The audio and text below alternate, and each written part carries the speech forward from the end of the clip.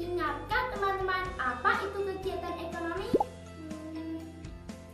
Kegiatan ekonomi adalah semua kegiatan yang dilakukan oleh manusia untuk memenuhi kebutuhan hidupnya. Sedangkan usaha ekonomi adalah usaha yang dikembangkan secara ekonomis dan untuk membantu mencukupi kebutuhan hidup manusia. Berdasarkan pengelolaannya, usaha ekonomi dibedakan menjadi dua, yaitu usaha ekonomi yang dikelola sendiri dan dikelola kelompok. Usaha ekonomi yang dikelola sendiri atau perorangan biasanya memiliki modal yang terbatas. Pertama adalah usaha pertanian. Sebagian besar usaha dalam bidang pertanian dilakukan secara perorangan dengan modal yang terbatas. Seorang petani biasanya mengolah dan menggarap lahannya sendiri. Meskipun ada juga petani yang mengolah lahan orang lain dengan sistem upah.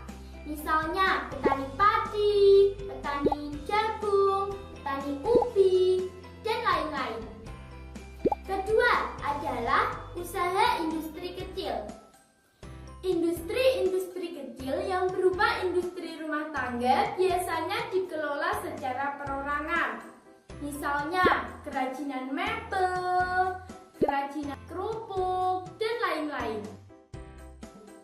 Ketiga ialah usaha perdagangan.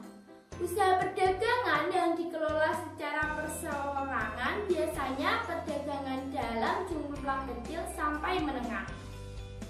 Misalnya toko kelontong, pedagang kaki lima, dan lain sebagainya. Keempat ialah usaha jasa. Banyak usaha jasa yang dikelola perorangan. Misalnya jasa pangkas rambut, salon, tukang jahit, dan lain sebagainya. Selanjutnya adalah usaha ekonomi yang dikelola secara kelompok. Ini adalah usaha yang dijalankan secara bersama-sama baik dalam hal modal pengelolaan maupun bagi hasil. Contoh pertama usaha ekonomi yang dikelola bersama adalah firma. Merupakan perusahaan yang didirikan oleh sedikitnya 2 orang. Setiap anggota berhak untuk bertindak atas nama firma dan resikonya ditanggung bersama. Kedua, ada juga CV atau komanditer Vennootschap. Merupakan perusahaan yang didirikan oleh seorang pengusaha atau lebih dengan modal dari penanaman modal. CV memiliki sekutu aktif dan sekutu pasif. Sekutu aktif menjadi pimpinan perusahaan dan bertanggung jawab atas kelangsungan perusahaan. Sekutu pasif menjadi penanam modal yang mempercayakan modalnya kepada sekutu aktif. Kemudian yang ketiga adalah PT atau perseroan terbatas. PT mendapatkan modal dari penjualan saham. Saham merupakan surat berharga sebagai tanda keikutsertaan dalam penanaman modal. Saham diperjualbelikan di pasar modal. Keempat, ada BUMN atau Badan Usaha Milik Negara. Adalah perusahaan yang seluruh modalnya dimiliki negara.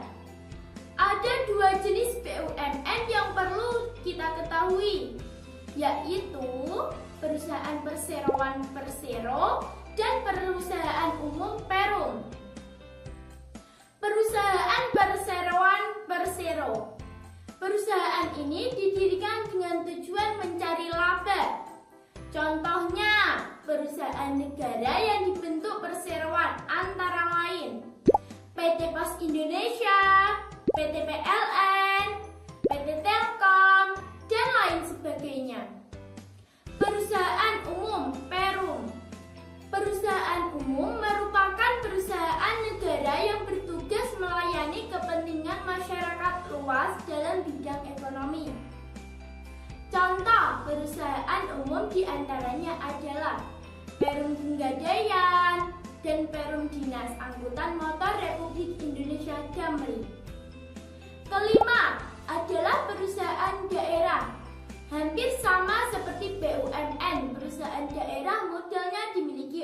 pemerintah daerah. Kemudian yang keenam adalah koperasi. Koperasi merupakan usaha bersama di bidang ekonomi dengan prinsip kebersamaan dan saling membutuhkan.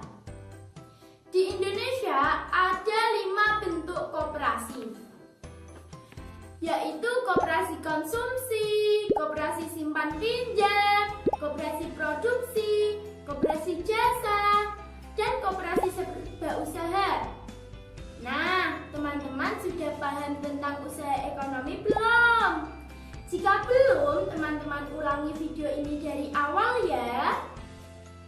Tapi jika sudah paham, ayo coba teman-teman buat mind map atau peta pikiran tentang usaha ekonomi, baik perorangan maupun kelompok.